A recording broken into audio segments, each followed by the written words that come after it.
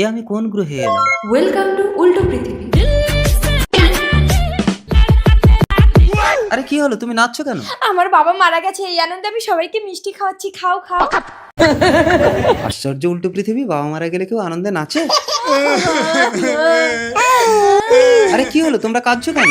আমার বউয়ের ছেলে হয়েছে। আরে তো ছেলে হয়েছে তো আনন্দের কথা, এতে কাঁদার কি আছে? এই তুই কাটা খায় নুনের চিটা দিতে এসছিস?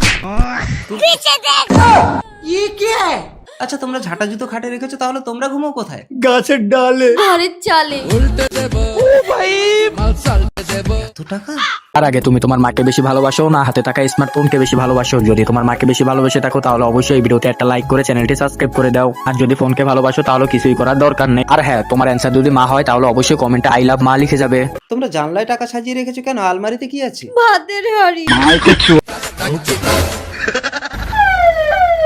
ও দাদা, একটা চোর আমাকে তাড়াচ্ছে, আমাকে বাঁচাও প্লিজ।